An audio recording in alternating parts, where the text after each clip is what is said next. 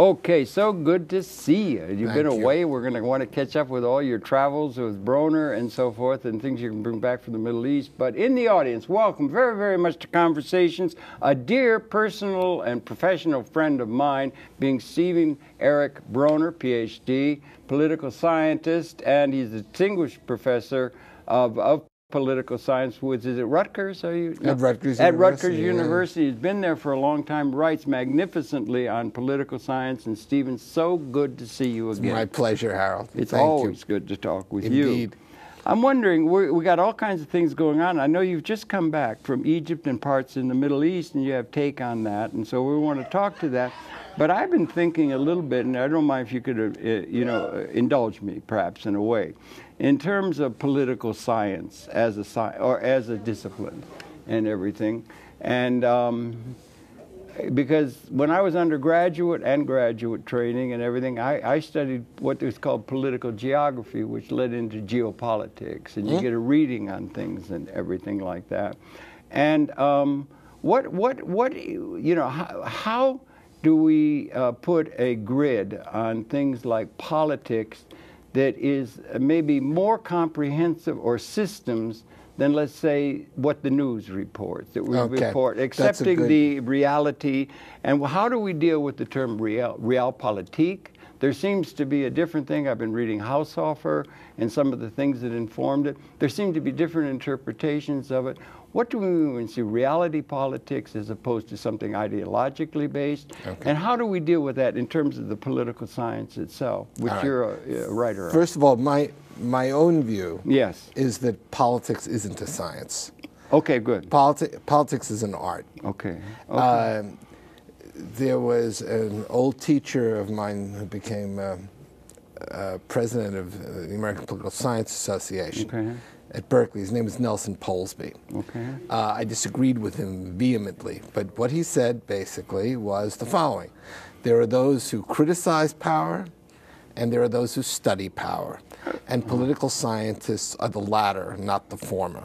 In other words, political scientists try to be objective, they literally objective, not take a position, simply describe. And as soon as you wind up in a situation where you simply describe particular events, as soon as you wind up in sub-disciplines like comparative politics, American politics, political theory, everything's disciplinary and sub-disciplinary, and everything's separate, then it becomes very hard to have a larger picture. Because a larger picture means, and a larger picture means that you have to bring values to bear into what you're talking about. Or, if I may, not only values, that's another thing, ethics and things like that, or morality, but also dimensions other than the immediate power relationships du jour, in terms of armies and reality in that sense, rather than, let's say, the implications of capability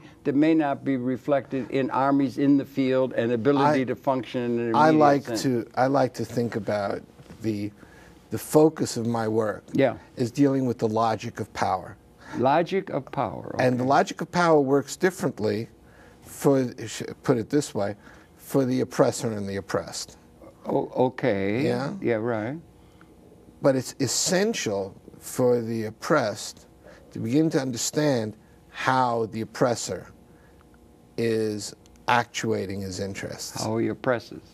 Basically, So in realistic terms, let me give you an example of what I'm talking about. Okay. I had the thrill of being in Tahrir Square in Egypt at the time. No, but on May Day. May Day, of course, the great day that's celebrated all over the world. Yes, indeed. As a Workers' Day of celebration. Except Is that here. from 1848? No. You know where it comes from? No, I don't. Ironically, it comes from the United States. No, really? It comes from the great Chicago Haymarket strikes. Wow, okay. Of 1889. And then what happened was that that May Day was moved from the calendar of the American labor movement because it was too radical, and thus we have Labor Day on September 1st. See. Okay. So every place in the world has May Day as the celebration of labor, except the United States, which is where it came from. Boy, history is odd, huh? Yeah, right. And these were the great people like Eugene Debs and Clarence Darrow, and people like that. Clarence Darrow was my hero. Yeah, he was a great man. He was. Great man. Clarence Darrow for the defense. Indeed. But anyway, back to the issue. Back to the issue. So there were hundreds of thousands of people in Tahrir Square, the center of the Egyptian revolution. Right. And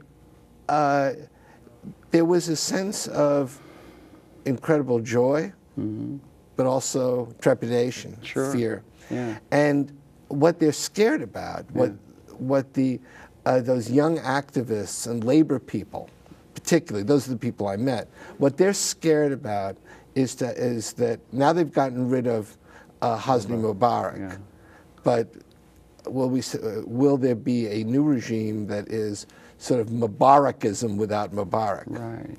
And I think in each of the revolutions that is taking place, this is true in Tunisia, it's true in Egypt, it's true elsewhere. There are going to be 3 or 4 factors that are crucial. Okay. One, will there be a new bureaucracy? Will there be a new justice system?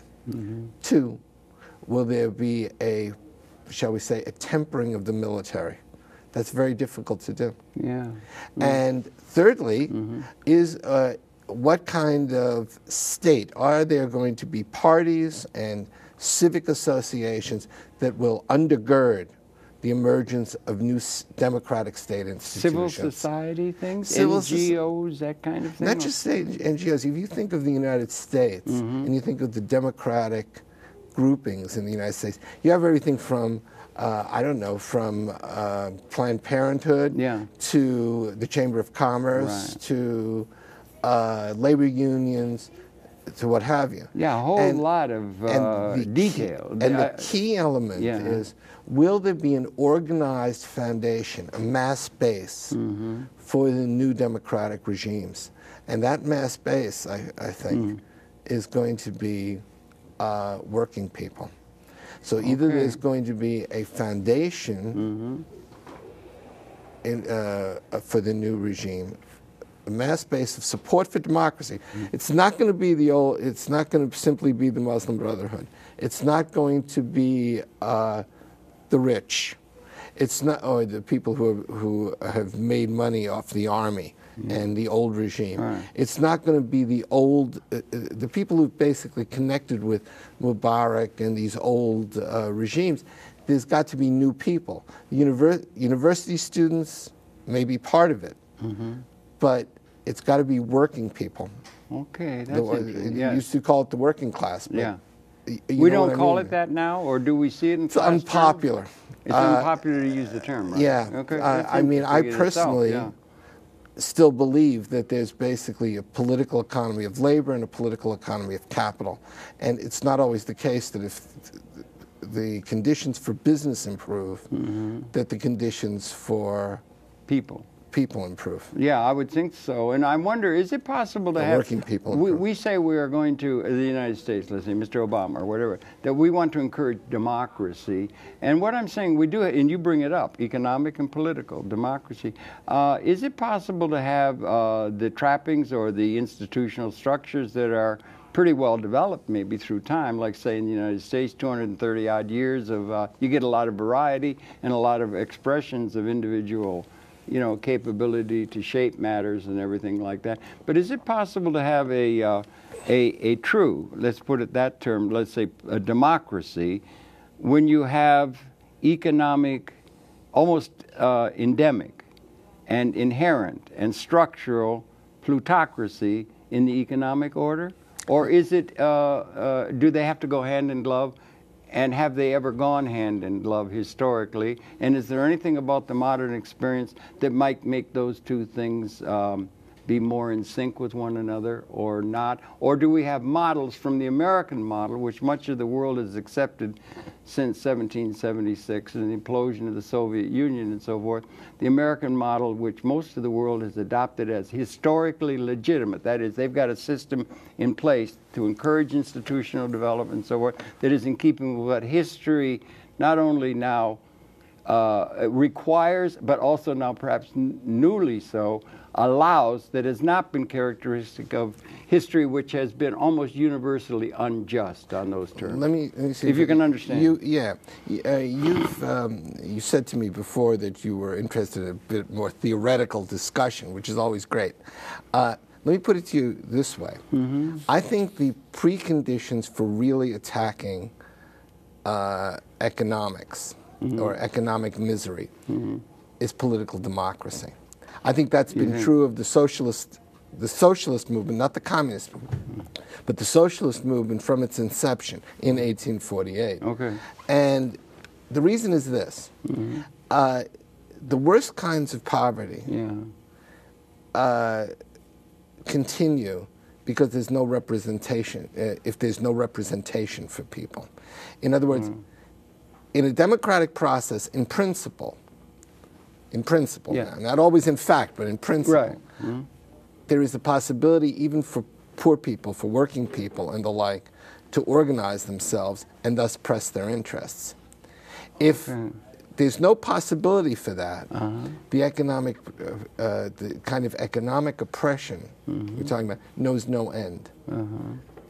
Keeps grinding down. Indeed, Amartya Sen, in India. Amartya Sen is our Nobel but Prize he winner. From India? He is Indian, but he teaches at Harvard. Yeah, that's right. Right. He's made the argument that even famine is a political process and that you don't get famine in political democracies. The logic makes sense to me. Okay. I mean, there may be this or that famine that takes place that I don't know. Yeah. But the logic makes sense to me. And the key element is the ability of people to organize for themselves and make their poverty visible. If you're in an authoritarian regime, the poverty is hidden. One of the things I saw in Cairo, which is a filthy city. Is it really? Yeah. I've been to Darfur often, as I know you have. We talked on your show about it. Yeah. But let me put it to you this way. Cairo in its filth comes close. Wow, really? And one of the things I saw was what was called the garbage village. The garbage village is a part of Cairo. There are about 40,000 people in the biggest one of these, in the biggest village, of people whose entire political economy is predicated on garbage. They sort the garbage. They sort in their houses. You see garbage piled up to windows. First, second story. Garbage. You mean garbage, or you mean things that can be turned in for the deposit, or I mean recycled, or I what? mean both. Okay, I mean stacks and stacks of garbage. Garbage. Garbage that they're going to eat or something? No, just garbage that they are going to transfer sort. And get little pittance of money from. Send it over to cycling plants. Yeah, I see. Okay. The stench is unimaginable in this in that heat. In the heat. Yeah. Small streets. The flies are such that if we were talking to one another in a cafe, there'd be a swarm. We would barely be able to see each other because of the flies. You see children playing in garbage. Old people sitting in garbage. You see cafes surrounded by garbage. You see people's houses, garbage. It's garbage. If I may, I appreciate that. But they've had a very disruptive alteration in the way things have been done. Maybe the systems by which garbage is picked up or something has been dissipated because they haven't got their act in order after a major change. Well, actually, three things. First of all, the garbage people have lived there. They've been brought together. The Christians. It's endemic then. Since 1969. Okay. So this village was formed then. The problem is there wasn't a hospital, There wasn't a school. Yeah. Some Christian missionaries went in and built this. The government gave nothing. Then the garbage collection was deregulated, making the situation even worse. Yeah. On top of that came the swine flu fear. Oh boy, yeah. Which was particularly strong in a Muslim country. Was it? Yeah, okay. Because of the hatred of the pig. Hundreds of thousands of pigs were then slaughtered. Okay. There wasn't any swine flu. And the pigs were used to, of course, eat the garbage and so on in the garbage bin. It made it somewhat better. Yeah. You know, ironically. Yeah. Now that's gone. And these people are living in a condition of misery. It's just remarkable. Isn't much of the world, I don't know what the percentages actually are, living in misery? You know, I was going to say this. Now, there are many ways you can look at this. Yeah. You can say, well, look here, in Egypt, these people are used to it. There are worse places of misery. This is certainly true. Sudan. You can find this. You can find it in Sudan, you can find it in Brazil, you can find it in Indonesia, what have you. China? But you can find it in the rural areas of China. I saw the thing where they were talking about you got 300 million people. But the point I want to raise is, every time we talk like this, what happens is we deflect our gaze from the particular instance of misery that we're talking about. See, as soon as we start bringing up now China and Brazil and so on, we figure out it becomes an excuse for us not to deal, for example, with these garbage people in Egypt. Well, that's a way it's a scandal. Well, okay, so we should be focusing on things at a local level in order to be effective, politically or otherwise? We should be able to treat conditions of misery where they exist and confront them where they exist. And in a specific instance. Yeah, and the success of a revolution, one of the ways you can judge the success of a revolution is the extent to which it empowers its poorest people. Well, yeah. One of the things we see now in Egypt, and which is remarkable, is that these garbage people are beginning to organize. They have been attacked. They've been under a lot of pressure. They're mostly Coptic Christians, so they're under attack by Muslims. And now, for the first time, they're organizing. It's quite remarkable. Okay. Yeah, in spite of the extreme poverty. Okay, that's interesting. Yeah, and that's what I'm talking about. At some level, the precondition for dealing with this conditions of extreme poverty is creating a political democracy that allows these people to organize themselves and press their interest. Also, from the standpoint of capital is not going to invest unless there's political stability. And one of the best ways to achieve political stability, I think, is in a democracy. Maybe that's a bit idealistic.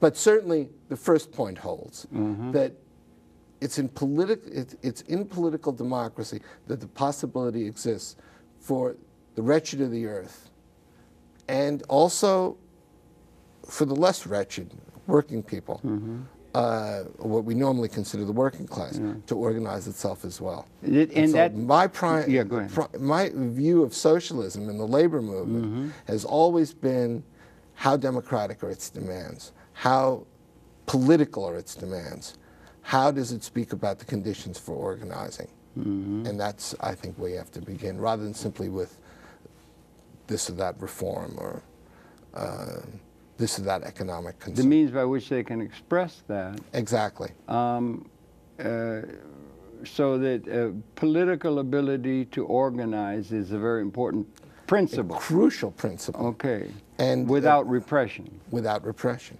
Okay. And that of course requires the rule of law. That requires the rule of law, and you could have certain standards by which you measure the rule of law. See how complicated the American system is? Every institution has batteries of lawyers and lobbyists and corrupt politicians. What I always thought was unique about the American system. It's not a particularly popular view, but it's what makes it remarkable. In Europe, it's always been the case that the way to maintain the power of elites was to concentrate power at the top. Yes, all throughout history, it would seem. Yeah. And you did it politically. So you have a king, for example. You have an emperor. 1,000 years after Rome, they had the dynastic states, right? Exactly. And that was historically legitimate. Historically legitimate. Yeah. Sure. Divine right of kings, even, it came. Divine right of kings. But the point is that the power was concentrated at the top. The United States wound up in a situation in which, though economic power is concentrated in a tiny group. Yes, it is, and it's becoming more so every day. Political power. Okay. The way in which the United States is organized is basically its power is so fragmented that it's almost impossible to do anything. Oh, let's talk to that. How is it fragmented? I don't quite see that. It seems to me the one follows the other. You think of the separation of powers. You think of the federal character of the system. You think of the state system. You think of a court that's county system. I mean, all the different layers and everything. It all gets very. You have a court. You have a Supreme Court that isn't even elected. Yeah, that's true. Yeah. You have all these different things coming into bear. So, for example, we don't have an equal rights amendment for women. It almost passed. It was really sad. Almost passed. Yeah. But you would think this would be the most self-evident reality. Reality. Well, we had Fugitive Slave Act, didn't we, historically, and that sort of thing. And we had slavery. Think of how rarely the argument today from the right is, well, what we have to do is go back to the original intentions of the founders, whatever that is. Yeah.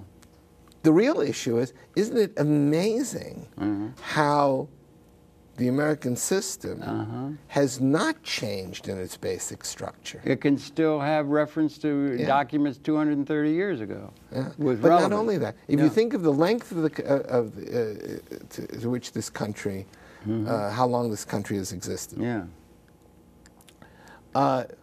When can you say that America really became a full democracy?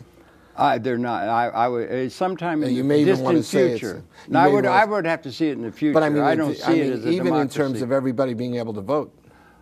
Well, in 1920, you gave it to the women finally. Well, what about blacks in the South?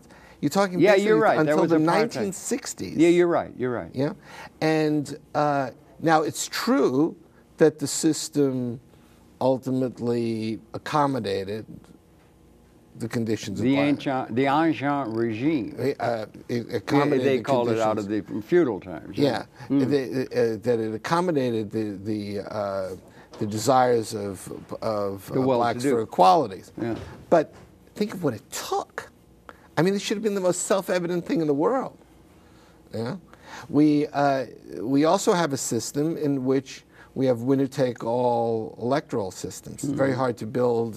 Rather than parliamentary or something? Yeah. Yeah, okay. Proportional representation. Okay, yeah. That's a big debate in the Middle East right now. Is it really? Okay, yeah, what kind of system do you want? And if you have a proportional representation system, in other words, parties gain the amount of members of Congress that form a government. That get the degree of votes that a party gets, percentage-wise, is the amount of representatives they get in the parliament. Right. We don't have that. No, we don't. No. Right? No, that's true. This is a big debate. This is a really big debate. In our situation, you have, I don't know, let's say you have a 58-42 victory in a single district. Yeah. So one guy wins. The guy wins who has the 58%. What happens to the 42? It's gone. Yeah. It's gone. Yeah. Right. That's what I'm talking about. Yeah. But this is an issue for the Middle East as well. The other, I talked about the logic of power before, with regard to the Middle East, right? Middle East, okay. Oh, the logic of power is something that I study. In general terms, political science. If you think of the real issues that existed in the West in the revolutions of 1848, in the 1920s in Germany, it's the same thing. There was a Weimar Republic before Hitler. Right.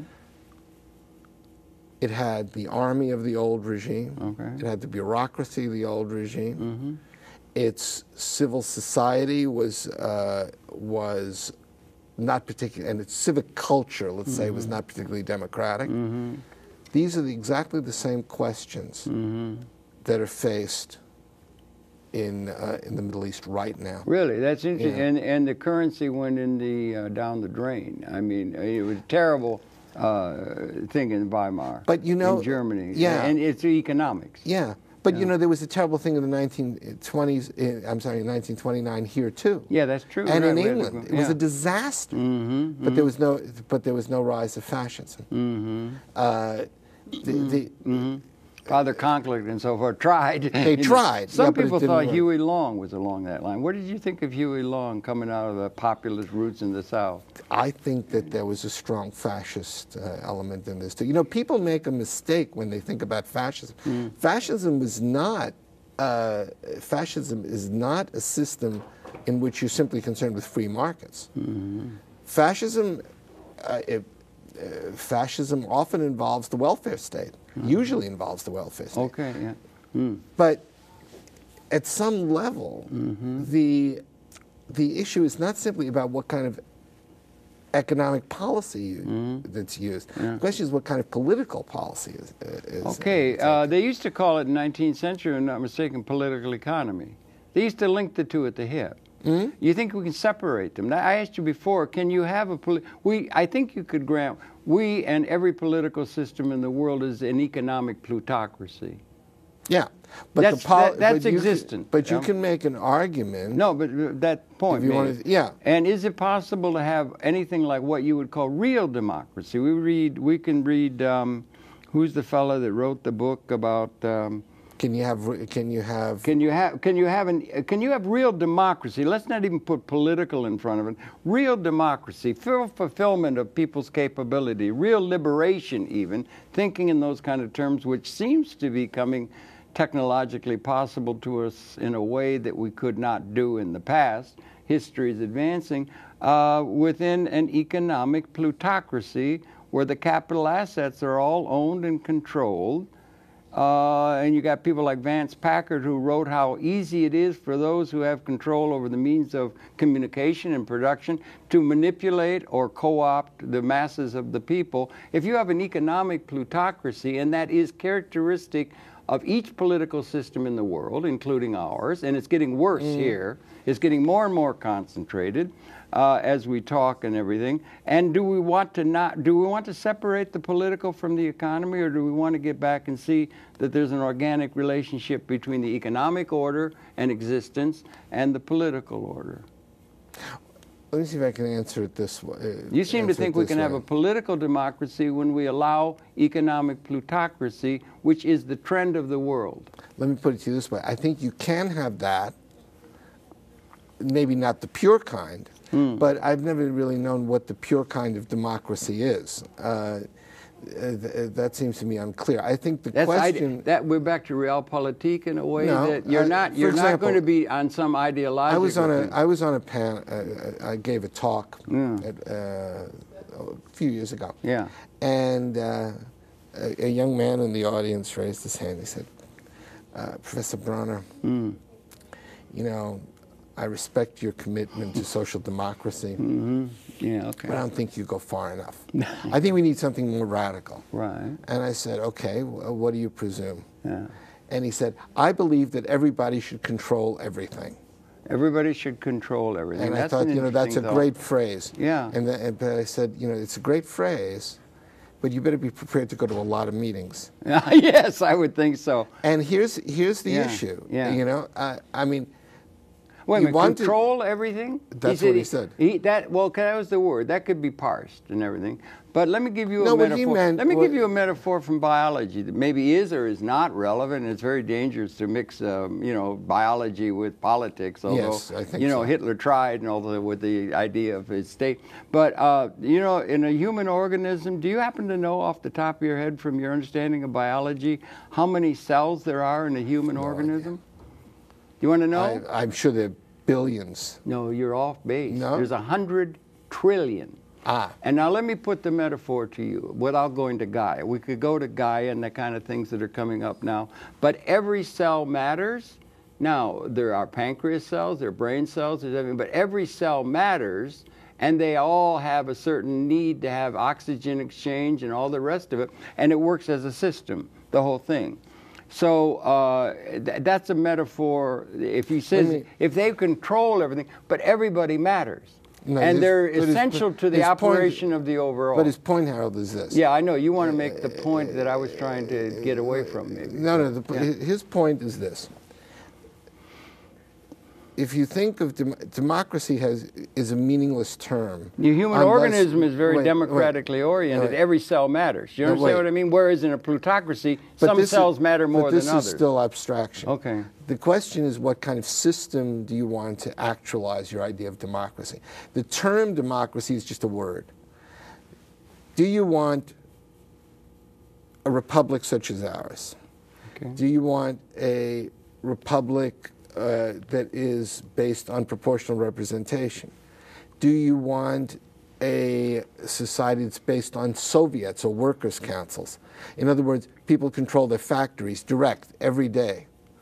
Do you want a Supreme Court, or do you want courts that are elected? I would say more significant, if I may, I would think more significant. You got private sector, you got private property. That would be gone. And you've got government. No, in the Soviet model, you would do away with it because private property. But no, not just in the Soviet model. No, okay. Or in the Russian model. Yeah. In terms of participatory democracy. Well, that's different than representative democracy. That's what I'm saying. Yeah, right. Now, my commitment is, or my view is, that you should try and make democratic institutions as representative and as accountable as you can make them. Well, that's one thing. What about how about making it as, no, wait a minute. How about making, instead of as accountable by those people and everything who hold the power and everything, you use the term participatory, that the people actually are participating in the process. We don't have that anywhere.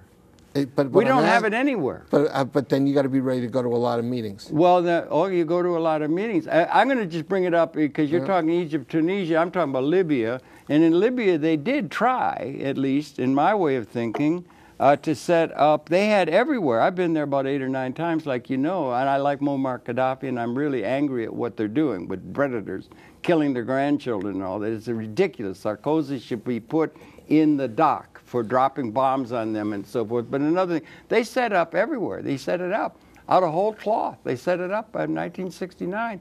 They set it up where they had meeting halls for everybody. And it was like town hall meetings. The whole country met like town hall meetings where everybody, it was participatory. Town hall, isn't participatory progressive vis-a-vis representative, where the representative institutions can all be bought and paid for by the rich and powerful with our lobbyists in Washington and everything like that? In my view, the argument's always been that the more participatory the democracy, the more the better it is. My view is that the real issue is not simply participation; it's accountability. Well, that's and the reason is because people can be manipulated in many different ways. Yeah, and the civil liberties record for participatory democratic regimes, whether it's the Soviets or workers' councils, they've existed in various times. It's not great. It's not great. Okay. The primary thing for me is whether the rule of law exists. In other words, the rule of law. And what that means is, do you have civil liberties that are recognized? Do you have courts that are reasonably impartial? I'm not saying perfect. I'm saying reasonably impartial. Okay, fair enough. Yeah. Do you have competitive elections? Do you have with competitive parties? Do you allow for different interest groups that criticize that allow for criticism? This sounds like the American system. That most of the world seems to think is what we mean by democracy. We don't get enough of it here. Okay.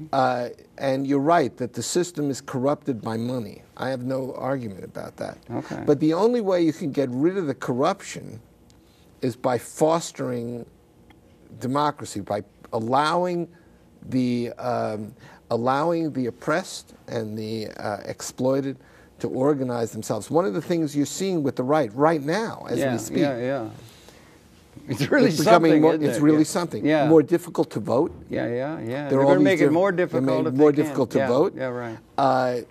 They're making it more difficult to organize. You can see this in Wisconsin. Absolutely. There are all these different moves being made to constrain free association. There's, I mean, you know that yourself, the attacks on civil liberties are real. Right. There've been rendition going. I know from civic diplomacy, going to, you said you wanted to go to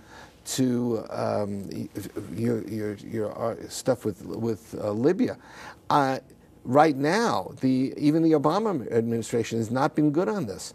It's been the Holder versus humanitarian aid, which went through the Supreme Court, is an attack on, basically says that any kind of contact of any sort, at least so defined by the government, would, with any kind of terrorist regime, again defined by the government, would lay open the organization, let's say in Amnesty International or any other, to fines and people for imprisonment. In other words, if I went, throw away the key. If I went to talk with members of Hamas, or if I went to with an organization like Conscience International, or U.S. Academics for Peace. You're chairman of the U.S. Academics. If we went to Iran, to try and sort of create a more dialogue. Yeah. That in itself is questionable.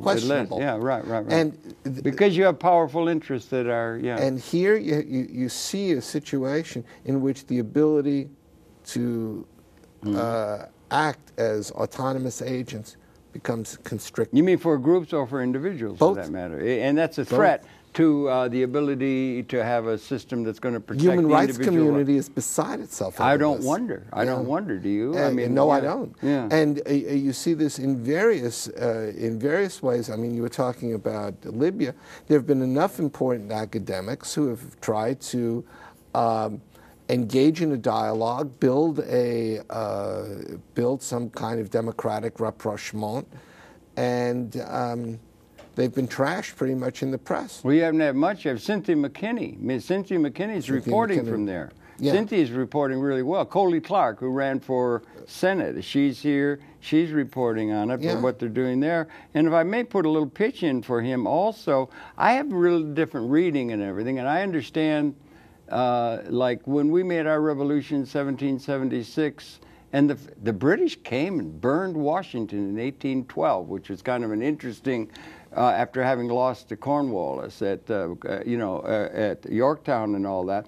But in any case, they came and burned Washington. But when they came, they would come over and they would look at it. They had an ancient regime from 1,000 years of authority, a legitimate authority in the minds of them and their institutions, their architecture, their thoughts patterns.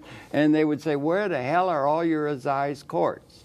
Where are all your powdered wigs? The things that they were used to, your entails and all the kind of things that came out of the past. It can't really be a legitimate order because you're setting up a new order. You had Hume, you had the Enlightenment, you had the steam engine, Industrial Revolution, all this thing coming.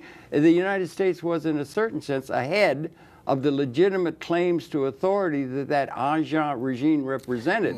Now, when they come to that, I would suggest that the United States of America has set up a thing, and they would go to Libya, let's just say, and they would say, well, where in the world are all your corrupt politicians? Where are all your K Street lobbyists for the oil industry? Where are all your people that are representative means by which the power structure du jour that's in place, plutocratically, economically, in control of the country, and there's little frivolous things, they can let people have things, they're going to invade them, they're going to take those powers away from them and so forth. But they would say, where are all your institutions we're used to calling really legitimate a democracy? Okay, now also economically, that Libya Like America was ahead of history. Can we agree that the United States, in a certain sense, was ahead of history's curve coming out of feudal Europe from 1,000 years after Rome? I don't think there's Is there anything needed, or is the American system that we came up with 230 years ago perhaps an ancient regime of institutional assumptions about what constitutes the need or the ability to provide for the people of the world, let me or not? You'd have to, it would need to be shown. I mean, the kind of regime that I see as more democratic than the United States would be something more that's more based on proportional representation, which is more attuned to the interests of working people. I mean, you can think of something like Sweden as an example. Well, the Swedish model, the Scandinavian the way model, you judge, I mean, you're right with regard to the United States in terms of the revolution. The American Revolution was a beacon to the world. There's Absolutely, no question and it remains about it. so. And in a way, it remains so. Yeah, now, right. What the American Revolution was, by definition, a radical break. That's what a revolution is. And the arguments that it was simply, well, it wasn't really that radical. I mean, that's true relative to England. Always. It's not true relative to France at the time, or Poland, or the further east you go in the 18th century. Yeah, you have to always subsume history and so forth. The problem today is that the best elements and by the way, I should say, the best elements of American democracy have been sabotaged. And the best example of that is with the Bush administration. Rendition, torture, posse comitatus gone. The idea that we can impose our regime. I mean, the irony of this extending democracy into the Middle East, which was the basis of the Bush agenda, is that at the end of the day, it wasn't the United States that did it. It was it was movements within the Middle East themselves that did it. Well, it may be also that you had such dire situation economically, people living in garbage, and you got, or in China, if I may. Iran's uprising wasn't about economics. And, well, I think everything's about economics. At the end of the day, yeah.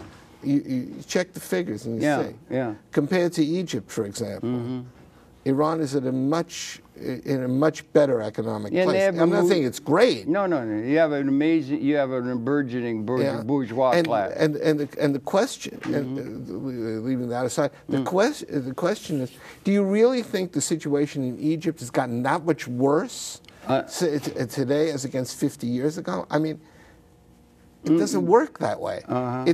You can't simply look at the figures for 2 years and say, well, the GNP has dropped X amount. Right. Yeah? Oh, in terms of the everyday life of people, Egypt is poor. Of course they're poor. And that's what I said. They're going to make a revolution. They make a revolution in September, and by October you still got 40 million people that are poverty. And that's going to be a major... It's going to be there. But now it's going to be an issue because of that in a new way. Well, what's that new way? The new way the new way is that these people now can form K Street lobbyists? And have an influence? Can, for example, form unions and labor parties that begin to represent. Okay, then let's go to economics. The only way one can criticize the activities of K Street lobbyists is from the standpoint of democracy itself. In other words, you already have to have the democracy in place before you can do the critique of these lobbies. The way it is. Well, it doesn't do as much good to critique them. They're getting more powerful all the time.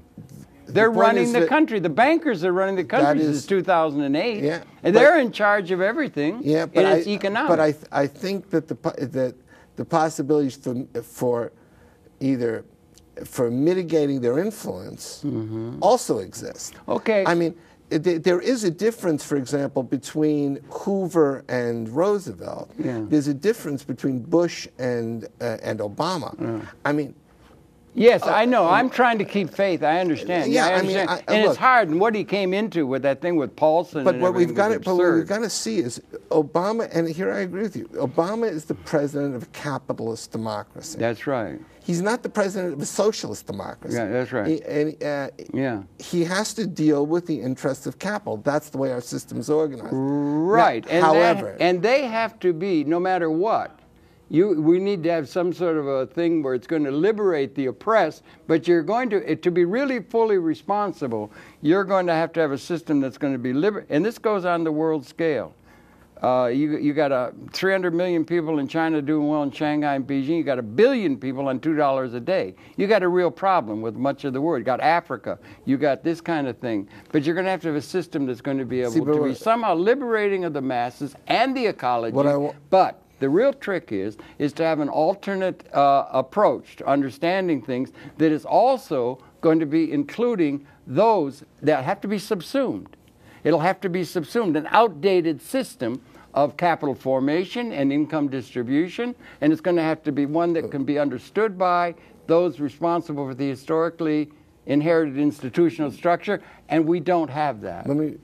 We don't have a system in place of how the world is going to be, an operating manual for spaceship Earth, which is newly available to us now, that is required and now allowed by the technological development that is qualitatively different than history. I'm not sure you want the manual in a situation where one size fits all. Not one size. No. Hang on. Comprehensively, rather than reductionist to one particular thing. Harold, you're going too fast. Maybe. The way I think you have to judge in the first instance is, do you have a democratic regime that allows you to mitigate, in principle, the and impact, advocate. No, well, sorry, mitigate. Go ahead. I'm sorry. Go ahead. Yeah. If there's a difference between Hoover and Roosevelt, and a difference between Bush and Obama, that's different. That's reality. Okay.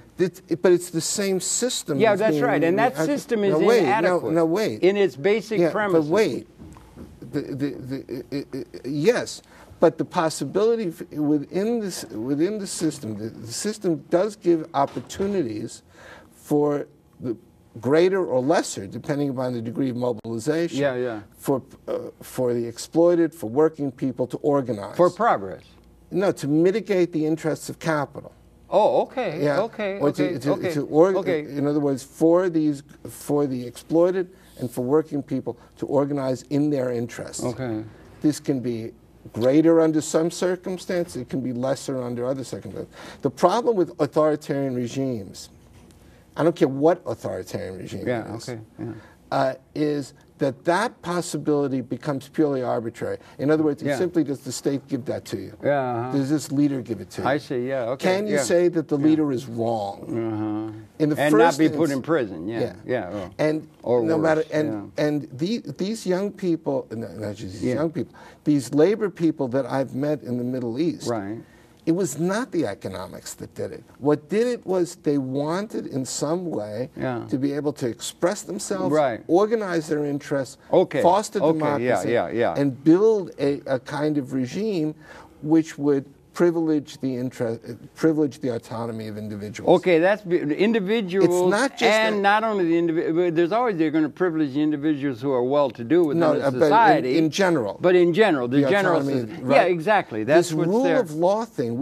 Precisely because we take it for granted. Churchill said the law can be an ass. We had the Fugitive Slave Act. But the rule of law is not an ass. Well, here's the difference. The rule of law is not this or that law. The rule of law says, is a determination of whether this or that law is fair. Is it universal? Is it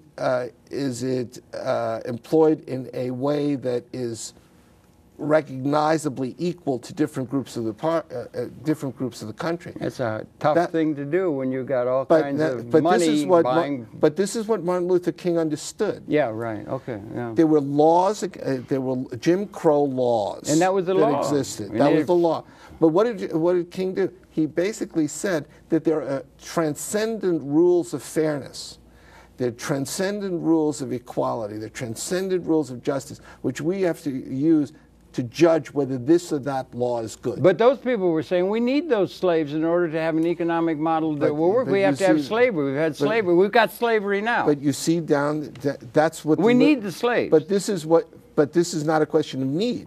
This is a question of, if you want to put it this way... That's what they would argue in the name of realpolitik. Speaking ethics to power. Yeah. Yeah, but ethics are not supposed to come into a realistic... you know, the real... Yeah. We started talking about realpolitik. And being real. And real is, I've got a Gatling gun, you've got a rifle, I can conquer you. And that's what's led to the geostrategic development of the world. Realpolitik originally was a theory of politics that involved the relation between states and organizations. And the basic idea of realpolitik, going back to Machiavelli, that's the source. That's right, yeah.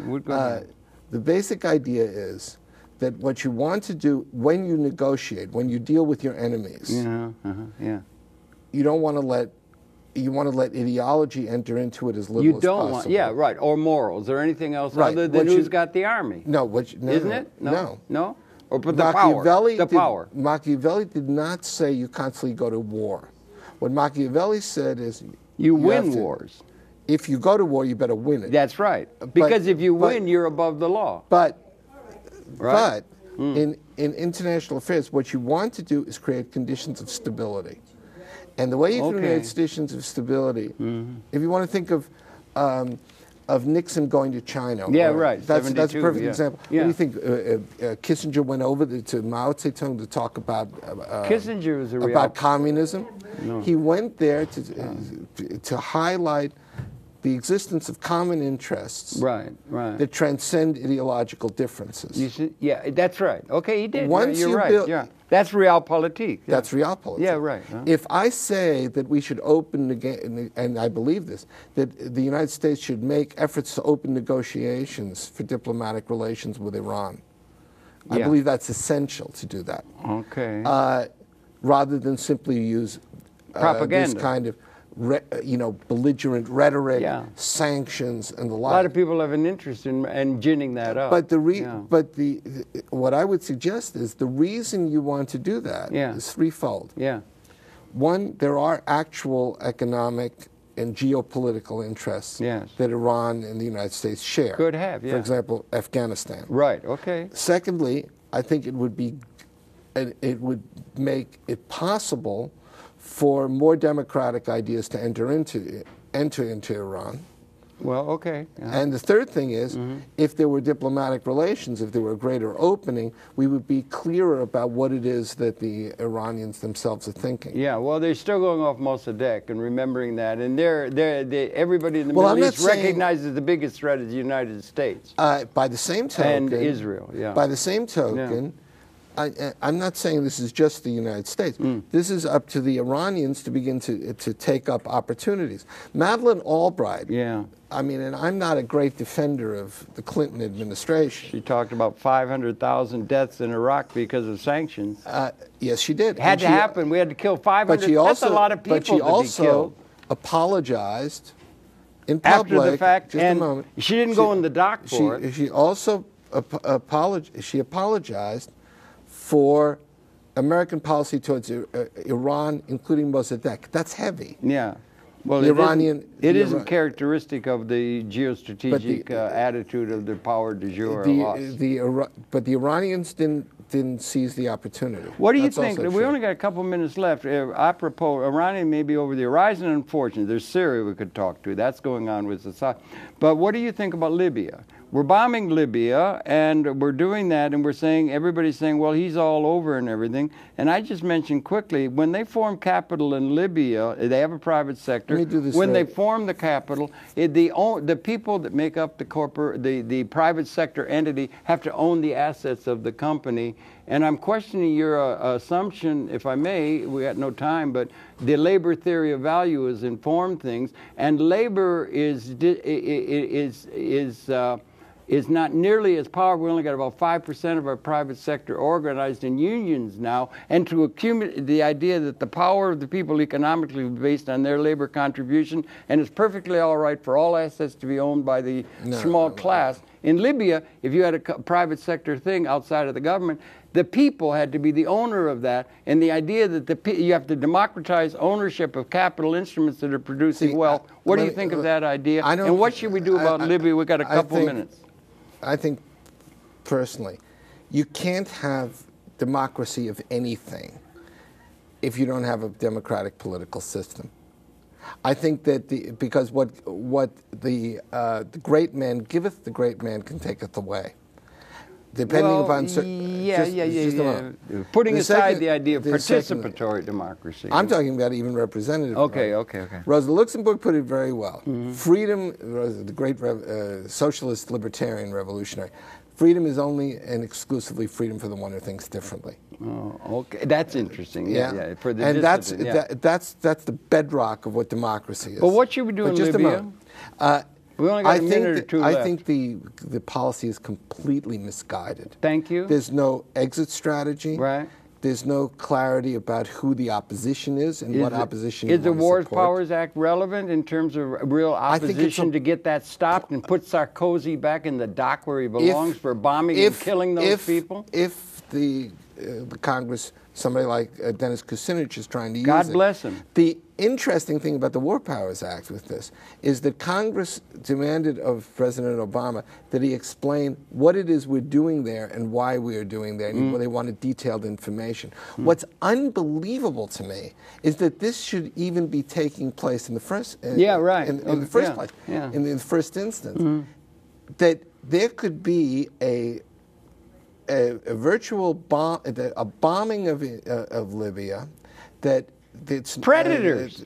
That there could be this kind of action in Libya without a public debate in the United States. Yeah, nothing. It's simply it's all simply unbelievable. Well, it has been. There's only no war since Korea. And it's all executive. There's no Congress. And I don't see an exit strategy. If you don't have an exit strategy, everybody looks at you as imperialist. So should we take exception to what the United States is backing NATO and doing in North Africa in the country of Libya or not? Yes, should there be pressure from the people to stop all that nonsense bombing and killing of children in Libya? Thank you for that. I appreciate that. No, there's no argument. But it's a deeper sickness within American foreign policy that one can go into this, into this kind of And now action. They're thinking of Syria, right? And then there will be another place, and it'll lead to Iran. This country is getting, they don't have... The first step now is not Syria. The first step is Yemen. Yemen, and already, and here we see a similar situation. Right. And we're in deficit $14 trillion.